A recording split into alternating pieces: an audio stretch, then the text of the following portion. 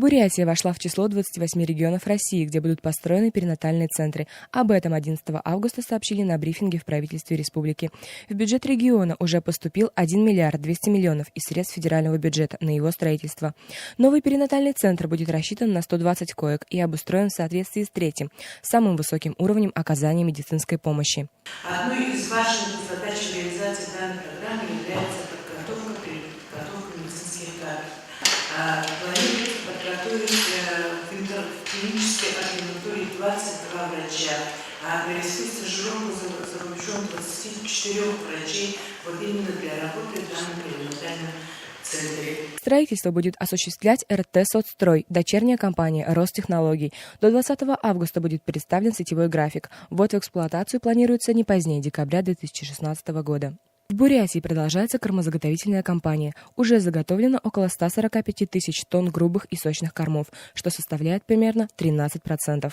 В республике, как вам уже известно, в 10 районах введен режим чрезвычайной ситуации, заточенный за сухие. Районы сейчас создали комиссии, и комиссии работают. То есть комиссия определяет счет конкретно, где на каких полях, и отсчитывает.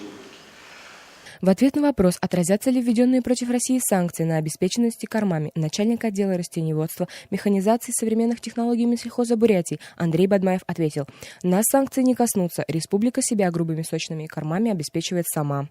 Дни КАМАЗа в Бурятии пройдут в рамках выставки «Стройиндустрия. Наш дом». Будет представлена новинка КАМАЗ-5490, 428 лошадиных сил, машина класса «Мерседес». КАМАЗ – это один из уникальных комплексов, занимающихся от разработки и выпуска до продажи и сервисного обслуживания машин. Например, в 2017 году 6123 автомобиля было произведено КАМАЗом, а из них было продано порядка 44 тысяч автомобилей. Это довольно хороший показатель. Выставка состоится 13 августа на территории Республиканского бизнес-инкубатора. Аюна Чертарова, Артем Шаханов, Байкал Финанс.